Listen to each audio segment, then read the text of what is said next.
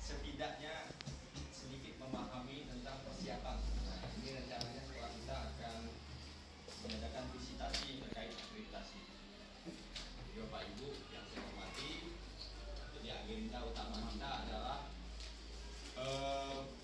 persiapan, termasuk persiapan yang jelas kita ingin nanti masing-masing memahami ini dan sekaligus kita ya sekaligus dia menjadikan guru penggerak, sekaligus kita akreditasinya juga gitu tempat.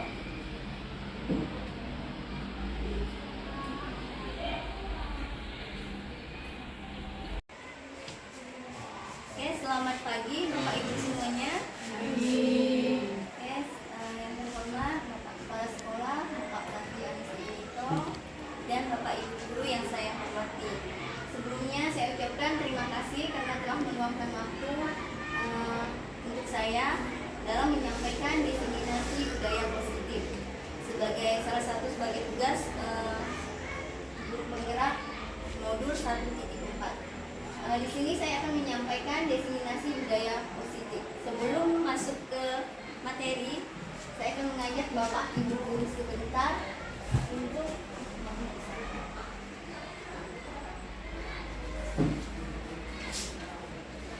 semoga bisa bentar ya, sedikit ada ice breaking. Jadi saya mau minta Bapak Ibu guru sebentar untuk berdiri. Peganglah bahu, tangan diputar-putar, peganglah lutut, digoyang-goyang, digoyang Bapak Ibu. Oke.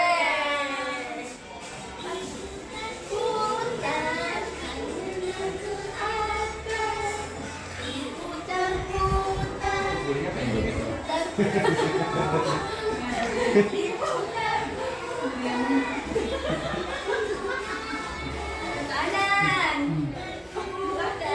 diputar ke kiri, putar, bertepuk tangan, tangan diputar-putar, peganglah bahu, tangan diputar-putar, peganglah lutut, digoyang-goyang, goyang Pak, goyang Pak, encok. Tangan diputar-putar, bertepuk tangan, tangan diputar-putar, peganglah bahu, tangan diputar-putar, peganglah lutut, digoyang-goyang, digoyang-goyang, digoyang-goyang. Oke, masih sama diputar-putar, diputar ke bawah, diputar-putar, diputar ke kanan, diputar-putar, diputar ke kiri. Banyak putar ya.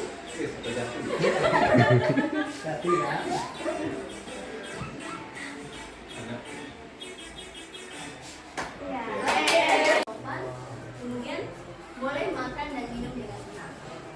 Sebelumnya saya mohon maaf, di sini bukan maksud saya untuk menggurui Bapak dan Ibu.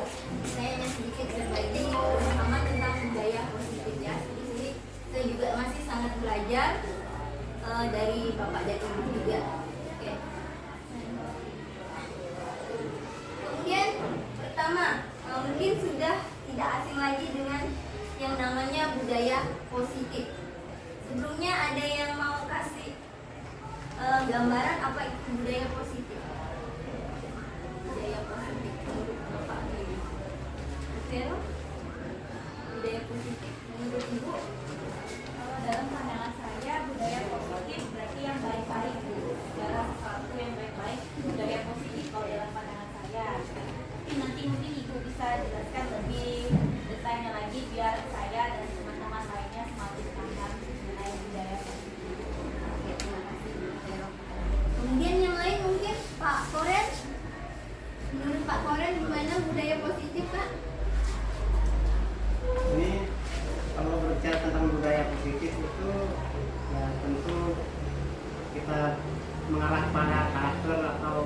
sikap ya, atau boleh dikatakan sesuatu yang kita buat itu selalu ke hal-hal yang lebih baik, hal yang positif. Contohnya misalnya ya, kita membuang sampah sembarangan tadi ya, tidak membuang sampah sembarangan ya kan, jadi membuang sampah pada tempatnya. Mungkin itu ya. Mungkin ada tambahan dari Kalau saya sih namanya budaya sebutan karena dibiasakan, pembiasaan ya kan? Sehingga sudah menjadi kebiasaan sehingga disebutlah sebagai budaya. Jadi kalau budaya positif berarti kita bagaimana caranya membiasakan melakukan sesuatu yang positif. Mungkin seperti itu menurut saya. Terima kasih. Oke, jadi tadi budaya positif menurut Heri itu nilai-nilai yang baik. Selama ini juga sama Pak Koren juga. Kemudian dari Pak Ito juga itu seperti pembiasaan. Tujuannya itu sama. Kalau menurut saya budaya positif itu nilai-nilai, keyakinan dan kebiasaan-kebiasaan sekolah yang berpihak pada murid agar murid dapat berkembang menjadi pribadi yang kritis, penuh hormat dan tanggung jawab. Jadi di sini seperti yang sudah kita dengar tadi dari Bu Vero, Pak Koren, Pak Ito, bahwa budaya positif itu adalah salah satu nilai-nilai kebaikan, kebiasaan yang baik. Itu sebenarnya sudah kita contohkan atau sudah kita lakukan di sekolah, tapi hanya saja kita tidak sadar. Secara tidak sadar kita melakukannya. Oh, ternyata seperti ini sudah termasuk budaya positif. Sebenarnya dari dulu itu sudah kita laksanakan, cuma secara tidak langsung sekarang baru kita tahu, oh ternyata yang selama ini kita lakukan dulunya itu ternyata masuk dalam budaya positif itu. Kemudian ada konsep utama budaya positif. Yang pertama ada perubahan paradigma belajar. Yang kedua disiplin positif dan nilai kebajikan universal. Kemudian teori motivasi, hukum dan penghargaan. Kemudian keyakinan kelas. Selanjutnya kebutuhan dasar manusia. Kemudian 5 posisi kontrol restitusi. Yang terakhir segitiga restitusi. Oke, untuk pembelajaran dengan paradigma baru. Maksudnya di sini adalah pembelajaran dengan paradigma baru dirancang berdasarkan prinsip belajar dan dengan berdiferensiasi, sehingga setiap siswa belajar dengan sesuai kebutuhan dari tahap perkembangan untuk memberikan profil pelajar Pancasila. Jadi di sini mungkin Bapak Ibu sudah mengetahui profil pelajar Pancasila itu ada 6. Yang pertama beriman, bertakwa kepada Tuhan Yang Maha Esa. Kemudian berkebinekaan global, bergotong royong, kreatif, bernalar kritis dan mandiri. Jadi secara tidak langsung juga kembali kita telah melaksanakan profil pelajar Pancasila ini sebelum kita mengenal profil pelajar Pancasila. Benar enggak Bapak Ibu? Menurut Bapak Ibu, sebelum ini cuma kita tidak tahu kan? Oh ternyata tidak sadar hal yang kita lakukan itu. Jadi secara tidak langsung kita juga sudah melaksanakannya sebenarnya.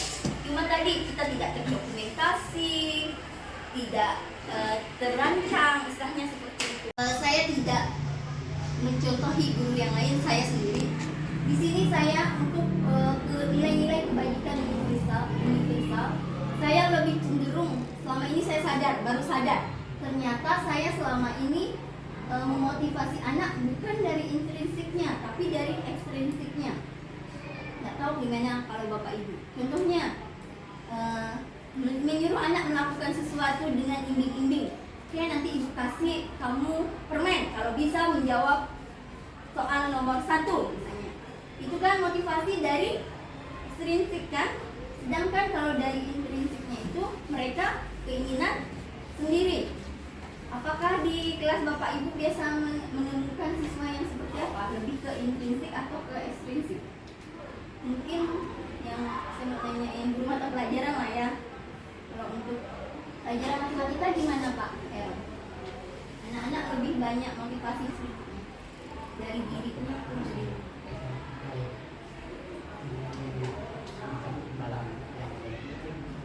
Yang saya perhatikan biasanya memotivasi mereka karena disiplin menggunakan waktu, karena disiplin waktunya ada kerja dan menggunakan harus bertanggung jawab coba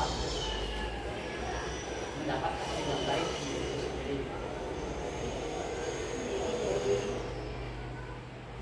Oke, Pak. Terima kasih, Pak Ero. Kadang juga ada kan kita bisa jawab dikasih nilai 50. Nggak tahu ada nggak yang biasanya seperti itu ya? Atau enggak dikasih tambahan nilai 20. Kalau saya sih umumnya lebih, karena saya kadang bingung gimana cara meningkatkan motivasi anak di kelas nih biar mereka bisa aktif. Jadi seperti itu saya. Padahal itu sebenarnya tidak salah. Cuma lebih baikkan motivasi anak yang dari diri dia sendiri. Seperti itu kan. Tapi saya selama ini cenderung nyuruh anak-anak nih, siapa yang bisa jawab nanti ekstrinsik itu. Kemudian ada motivasi perilaku manusia. Ini adalah motivasi merupakan dorongan yang timbul pada diri seseorang secara sadar atau tidak sadar untuk melakukan sesuatu tindakan dengan tujuan tertentu. Misalnya menghindari ketidaknyamanan dan hukuman. Bukan dari diri dia maksudnya, bukan kemauan dia, tapi itu ada dasar sesuatu yang memaksa dia untuk melakukan hal demikian. Kemudian tadi mendapatkan imbalan atau penghargaan dari orang lain. Murid melakukan disiplin karena ia ingin mendapatkan imbalan. Ini merupakan motivasi ekstrinsik. Jadi di sini makanya di rapot kurikulum merdeka itu tidak ada peringkat. Tidak ada peringkat. Ini tujuannya supaya tidak ada istilahnya imbalan atau penghargaan dari orang lain itu. Itu maksudnya makanya di rapot sekarang tidak ada peringkatnya. Jadi bukan berarti kita tidak mengapresiasi si anak ya, tapi hanya itu tadi menghindari motivasi agar dorongan dari diri dia muncul, bukan dari dorongan dari orang lain. Kemudian menghargai nilai-nilai kebaikan diri sendiri. Misalnya murid melakukan disiplin karena sadar akan nilai kebaikan dirinya. Ini merupakan motivasi intrinsik. Ini yang dari dirinya sendiri. Contohnya gimana ya? Mungkin ada bapak ibu yang bisa memberikan, membantu saya memberikan contoh.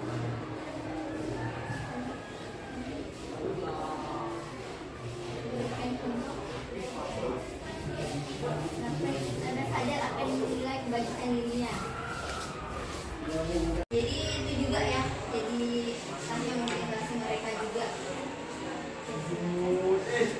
Kemudian keyakinan kelas. Oke, sebelum saya masuk keyakinan kelas ini, sepertinya saya lihat di setiap kelas bapak ibu sudah membuat keyakinan kelas. Benar nggak?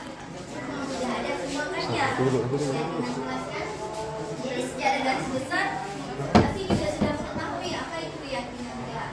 Oke, keyakinan kelas, peraturan kelas, kemudian kesepakatan kelas.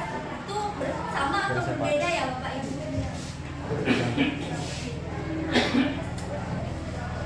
Keyakinan, peraturan, keyakinan, kesepakatan. Berbeda ya. Gimana bisa itu? Kalau tadi yang pertama, Peraturan, kalau peraturan itu pasti normal kan, sekolah, disiplin sekolah, aturannya dari sekolah tadi. Karena kan kalau keyakinan itu sesuatu yang mereka yakini di sekolah itu, di lingkungan ya, sesuatu yang mereka apa namanya itu, yang memang apa namanya, mereka anggap sesuatu yang keyakinan itu kepercayaan yang ada di sekolah benar-benar dibuat ya kan. iya. Jadi ajakan mereka kompak ya di luar itu ya kan. Kesepakatan kelas itu misalnya contohnya lah, saya biasa dengan anak-anak tuh, nanti kalau ada guru yang jelas siapa saja ya kan, kalian harus tenang kan, kesepakatan namanya kan, Iya. kesepakatan kelas.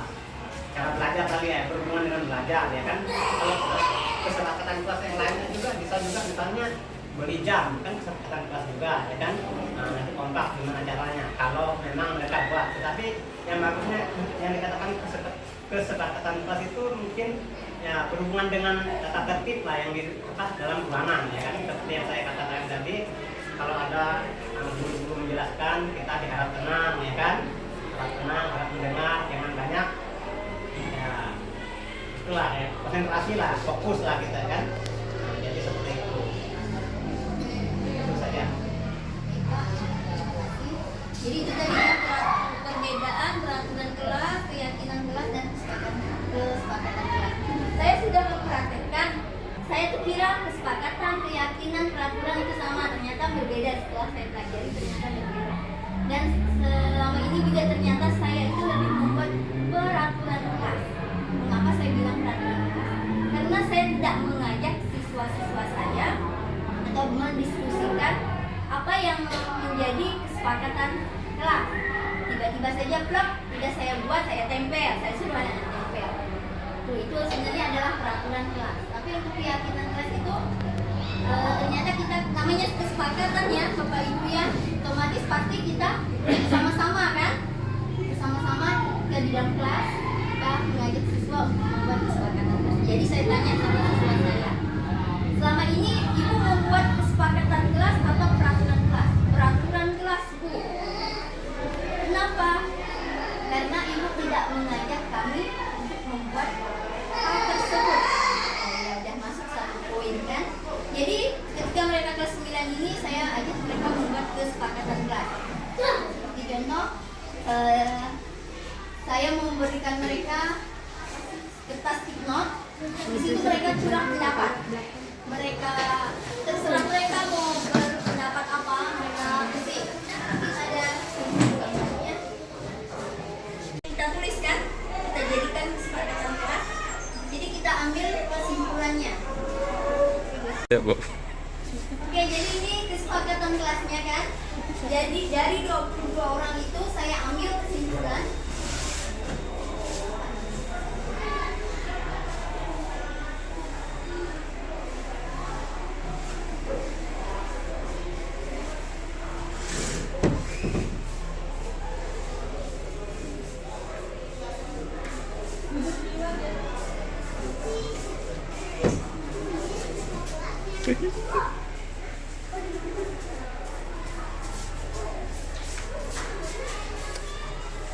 Kesepakatan kelas itu tidak perlu banyak-banyak.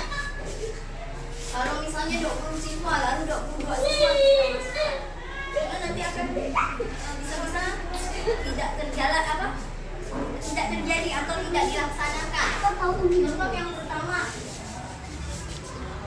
kehadiran dan keterlambatan. Di sini datanglah ke kelas tepat waktu setiap hari. Kemudian jika kamu terlambat, laporkan ke guru dengan sopan. Itu untuk kesepakatan kelas yang pertama. Setiap hari, jangan ubah atau modifikasi seragam tanpa izin. Biasa kan ada anak-anak hari Senin nanti celana sama bajunya timbang tindih kata orang yang beda-beda.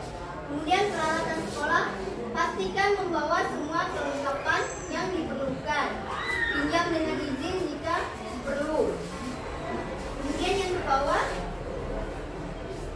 kebersihan dan kerapian. Ini jagalah kebersihan kelas, buang sampah pada tempatnya. Kemudian lanjut, tugas dan PR. Selesaikan tugas tepat waktu. Harus bertanggung jawab atas PR yang diberikan. Kemudian partisipasi dan kerjasama.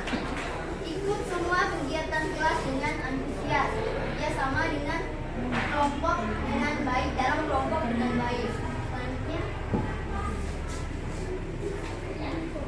oke, kemudian teknologi dan gadget. Tidak membawa HP ke sekolah kecuali atas instruksi guru. Kebetulan peraturan ini peraturan ya. Peraturan di SMP kita, SMP Pastoba ini adalah tidak boleh membawa HP. Jadi untuk kesepakatan kelasnya kadang ada kegiatan yang mereka memakai HP. Jadi itu atas instruksi guru. Oke, itu untuk kesepakatan kelas, khususnya kelas 9B ya.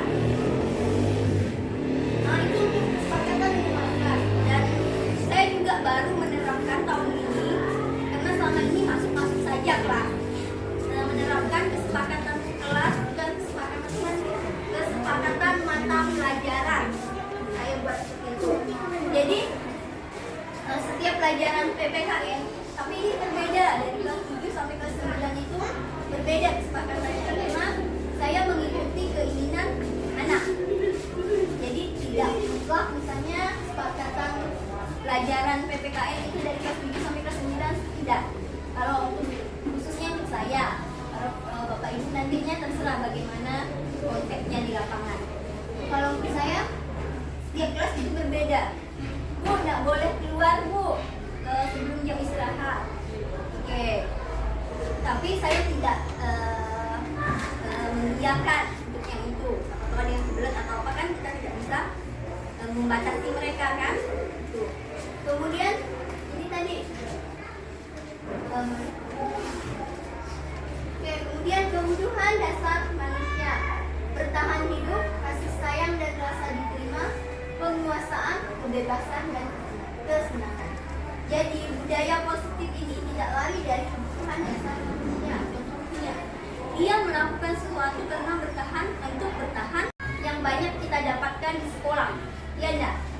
Anak-anak yang kurang kasih sayang dan ingin dianggap, mereka cenderung membuat masalah. Benar tak Bapak Ibu? Pasti cari perhatian kan dengan cara yang jahil kawannya lah, supaya ditegur ibu gurunya, bapak gurunya. Sekali kita tanya di sekolah kenapa kok iseng sama kawan, kerja bu ini kan dia mendapat perhatian gurunya. Kemudian penguasaan. Ada juga kebebasan. Penguasaan ini dia seolah-olah berkuasa. Ada nggak tipe anak kita yang seperti itu? Gimana Bu? Sebagai BK, ada nggak tipe anak kita yang merasa dirinya ini berkuasa? Tetap ada ya. Dan ada yang merasa dia yang paling kuat, paling senior. Kemudian kebebasan. Di sini juga gimana? Pelajaran kebebasan. Pasti ada ya. Anak yang misalnya kita suruh dia kerjakan dulu tugasnya. Dia merasa tidak mau, misalnya bahasa-bahasanya tidak berjalan, dia merasa ini kebebasan dia. Contohnya siapa ya? Adalah anak kelas kita ya, anak kelas kita. Dia pengen kebebasan tuh. Entah itu kebebasan atau apa itu. Ketika kita disuruh kasih tugas, dia tiba-tiba sakit. Tuh, maunya bebas kali ya, bebas dari tugas. Kan ada tipe anak seperti ini kan? Awalnya niat ceria, wah kejar-kejar setelah masuk kelas, tugas, lalu lah tiba-tiba tugas marah apa? Kalau cuma sekali nah papa ini setiap hari itu, misalnya kan berkali-kali. Kayak ini kesenangan juga ini banyak kan? Itu anak-anak yang cenderung sesuai dengan kecerdasan manusia kan? Mereka mencari kesenangan dengan cara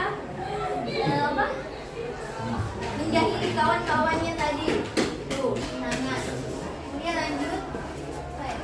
Oke, di sini ada 5 posisi kontrol Bapak Ibu. Ini tadi pagi ada kami sempat bahas ya. 5 posisi kontrol.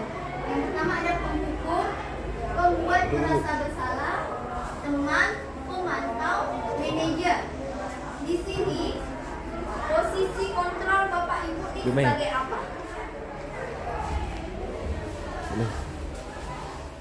Udah mau buka es. Saya mau nanya dari Natal, bukan aku Natal.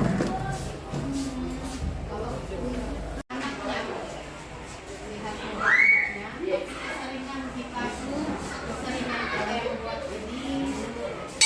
Kalau untuk khusus kalau saya untuk khusus di Mapol saya dulu di Mapol saya kan untuk yang kelas 7 sampai kelas 9 itu menerapkan terutama untuk catatan anak wajib punya catatan harus bersih. Saya tidak membolehkan anak menyurat catatan itu dengan berbagai macam gambar yang ada. Karena saya sudah melihat dari tahun lalu itu kalau catatan itu tinggal tipis ya aja. Yang seharusnya satu buku itu main 30 lembar, hanya jadi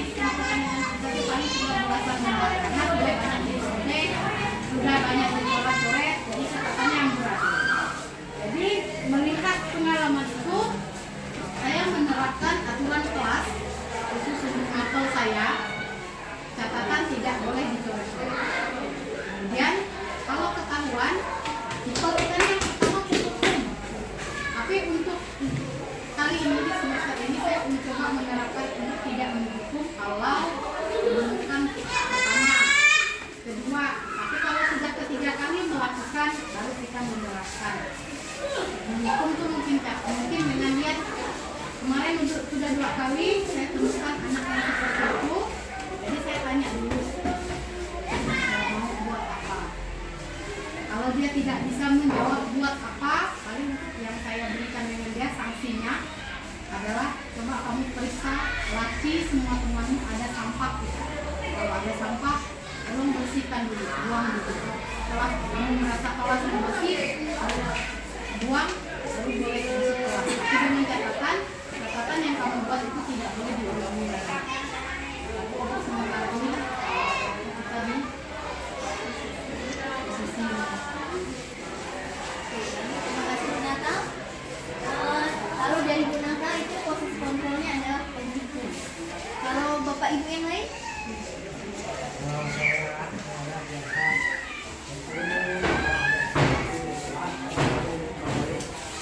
arahan pemahaman arah mana mereka yang mereka dapat ini dapat ya. Kan ditanya biasanya kami mau belajar apa, tujuan kalian dapat ini apa, itu kalau belajar lalu kalau belajar kan nggak bilang itu apa jawabnya, bilang di sini kan jadi basis berusaha yang terbaik, jangan melakukan segala sesuatu yang karena hasil belajar kalian itu kan untuk diri kalian sendiri supaya mampu berdiri sendiri dan tujuannya supaya kita tidak menggantungkan diri orang lain, artinya persiapan masa depan kita. Jadi bisa dikatakan Bapak ini posisi kontrolnya sebagai manajer anak-anak yang misalnya solusinya Bapak memberikan arahan saja. Ya. Kalau Bapak Ibu yang lain gimana? Kalau dari Pak Ibu bisa berbagi pengalaman. Kalau saya sih kebanyakan sebagai pengatur, yang seperti itu. Mau nggak mau gitu. Kebanyakan pola kita kan pasti. Saya yakin. Kemudian juga sering kita membuat mereka merasa bersalah. Yang mungkin dengan cara ya diceramahin lah, diceramahin sampai kita lama. Kemudian rasanya 3, 4, 5 itu pernah dilakukan, ya, tapi yang dominan satu.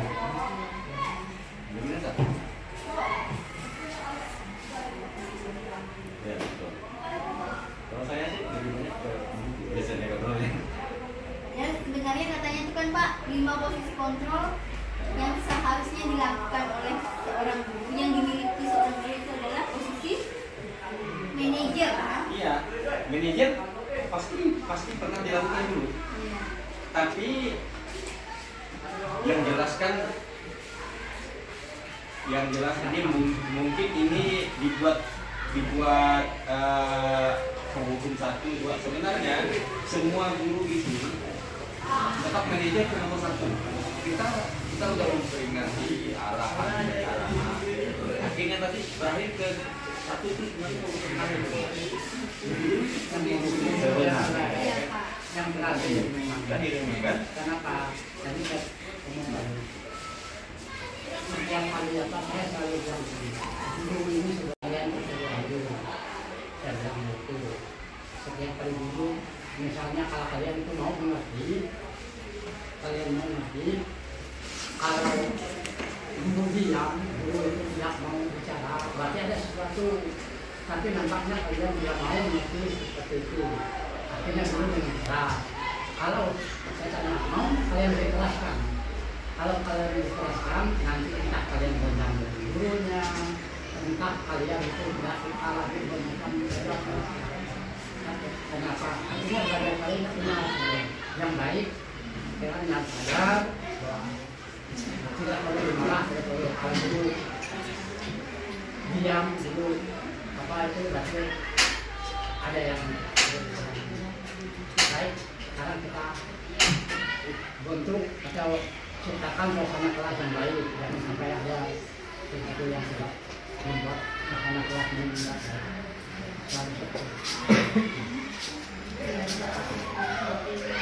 Kalau khusus saya sih Pak, saya sebelumnya kan belum tahu nih, tapi setelah sebenarnya di sini ada juga materinya di PPM nih tentang budaya positif, sama isinya juga sama dengan yang saya di tentang hukum, membuat masalah. Awalnya kami masuk di modul 1.1 itu Pak, dibilang kan guru tidak boleh marah, tapi saya pun dapat solusi nih, bagaimana sih solusinya kalau tidak marah tadi. Karena selama ini setelah saya pelajari ini, saya tuh baru sadar ternyata saya nih seperti yang kata Pak Ito bilang juga, ternyata kita tidak sadar kita sudah melakukan semua tahap ini. Contohnya hukum, kayak tadi saya bilang, pas saya piket anak-anak terlambat, saya langsung lari kamu keliling lapangan 10 kali. Setelah dibilang emang anak-anaknya mau jadi pelari, oke salah gitu kan. Kemudian membuat merasa bersalah. Saya juga kadang salah satu contoh kalau dari diri saya yang saya rasa tuh, misalnya dalam kelas nih, jangan berisik ya, nanti ibu kena marah kepala sekolah loh. Itu kan membuat anak-anak merasa bersalah karena tindakan mereka yang ribut. Jadi sering sekali saya katakan, nanti ibu kena tegur kepala sekolah loh karena kalian berisik. Kemudian sebagai teman, itu juga sering saya lakukan. Kadang untuk menggali sesuatu itu kita harus posisinya juga kadang juga harus bersikap sebagai teman, tapi dalam tanda kutip tetap harus ada batasan ya. Kemudian memantau tadi kita lebih melihat dulu gerak-gerik siswa. Kayak contohnya siapa sih? Ada si anak tuh udah saya tandai dari dia awal masuk dan kita pantau terus. Oh, dan ternyata emang benar dia membuat masalah lagi. Dia posisi manajer nih, posisi yang tadi udah kita bahas juga ya. Kalau untuk siswa dan karakter anak tidak bisa sepenuhnya kita lakukan posisi kontrol yang sama rata. Tadi dikatakan Nata juga, setiap anak itu berbeda kan. Kita juga tidak bisa menyelesaikan masalah. Restitusi. Restitusi adalah proses menciptakan kondisi bagi murid untuk memperbaiki kesalahan mereka sehingga bisa kembali pada kelompok mereka dengan karakter yang kuat. Contohnya langkah-langkah segitiga restitusi. Yang pertama, menstabilkan identitas, kemudian validasi tindakan yang salah, ketiga menanyakan keyakinan. Di sini saya sudah buat video ya tentang segitiga restitusi.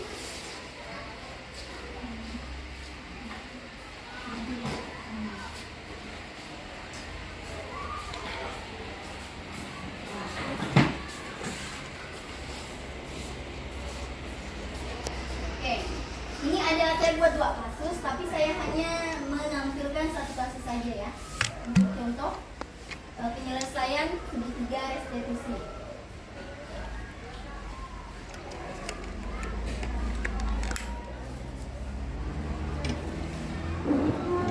Ya, saya mau kalau buat buka video.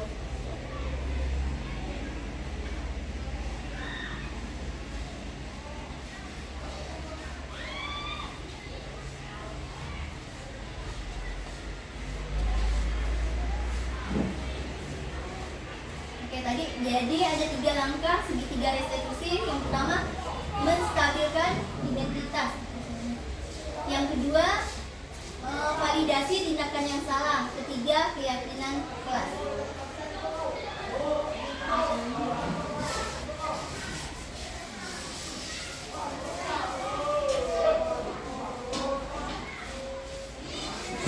Oke, yang di sini di video ini yang pertama saya tanya dulu sama anak, menstabilkan identitas. Saya tanya dulu, misalnya ini contoh si Gevi makan di kelas saat jam pelajaran.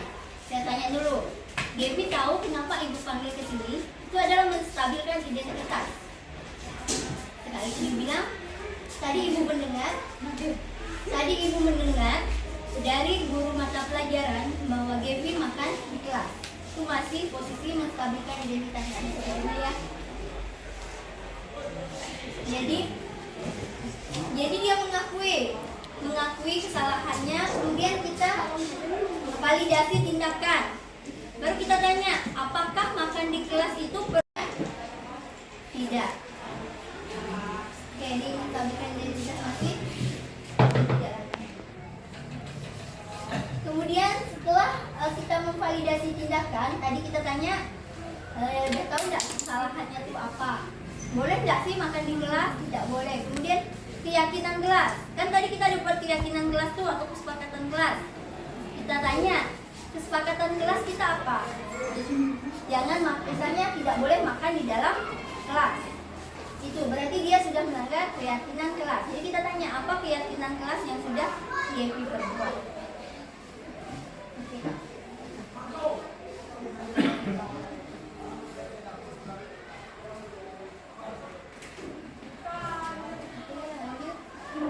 Itu untuk segitiga restitusi. Pagi tadi saya juga sudah melihat Bu Lastri sudah melakukan segitiga restitusi tadi. Dan akhirnya dia mendapatkan pengakuan dari si anak tadi masalahnya. Awalnya dia tidak mengakui, berarti tipe anak ini tidak bisa kita posisinya ya, tidak bisa sebagai penghukum, berarti kita harus sebagai apa? Temannya Bu Lastri ya. Jadi baru mendapatkan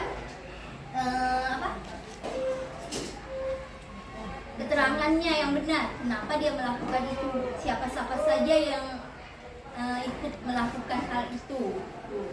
Kemudian itu tadi ciri-ciri restitusi, bukan menembus kesalahan namun belajar dari kesalahan. Jadi di sini dia belajar dari kesalahan yang sudah dia perbuat. Kemudian memperbaiki hubungan. Setelah itu memperbaiki hubungan, misalkan, ya Bu, saya janji tidak akan melakukan hal tersebut. Kemudian tawaran, bukan paksaan. Jadi kita memberi tawaran. Kamu sudah melakukan hal ini, jadi apa konsekuensinya jika kamu melanggar? Kayak misalnya tadi ada kasus anak datang terlambat. Jadi saya tanya, apa konsekuensinya?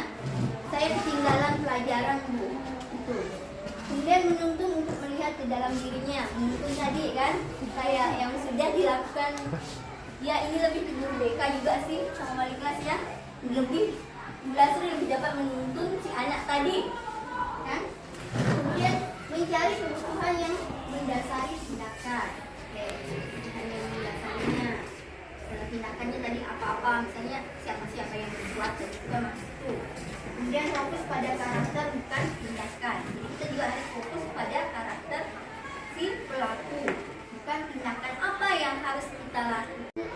Fokus pada solusi. Jadi kita cari solusinya. Bagaimana solusinya? Kayak tadi kan kita juga ditanyakan juga sama teman-teman. Apa sih solusinya nih? Oke, dan ini panggil orang tua, itu bisa menjadi solusi kan tuh? Salah satu solusinya. Oke, ini tadi contohnya ya, misalkan terlambat. Guru hukuman. Contoh hukuman, guru menghukum dengan hormat bendera, menyanyikan lagu Indonesia Raya, murid membersihkan lingkungan sekolah, murid berjemur di lapangan. Itu adalah hukuman. Yang selama ini sering kita lakukan adalah memberi hukuman. Ya. Saya ya, salah satu sering memberi anak langsung hukuman. Tidak mengerjakan PR, keluar kelas. Konsekuensinya, guru memberikan konsekuensi bagi yang terlambat. Tidak ada pengulangan pembahasan materi. Itu kadang kita, kalau sekarang saya lebih silakan masuk, tapi tadi kita tidak akan mengulang. Tugas yang saya sudah berikan ketika dia terlambat masuk, saya tidak akan mengulang. Dia tanya saya, Bu, halaman berapa tadi tugasnya? Saya tidak. Karena itu sudah kesepakatan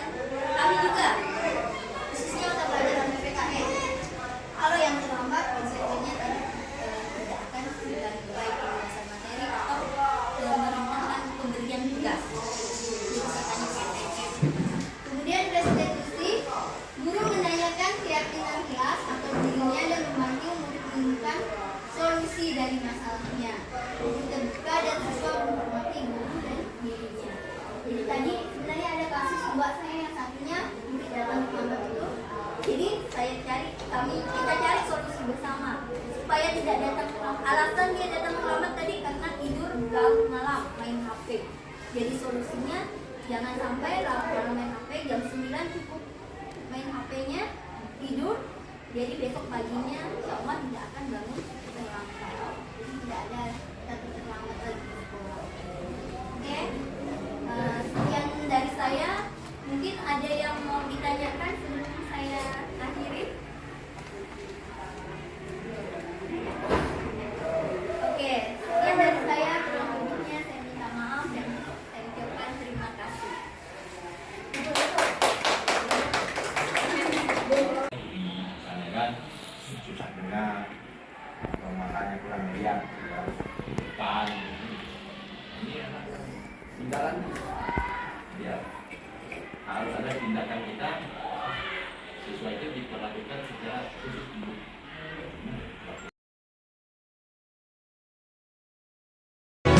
머나먼 길을 찾아 여기에 꿈을 찾아 여기에 괴롭고도 험한 이 길을 왔는데 이 세상 어디가 숲인지 어디가 늪인지 그 누구도 말을 안내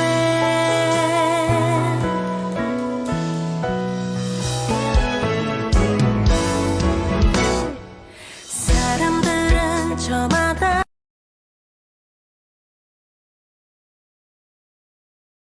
Selamat siang Gevi.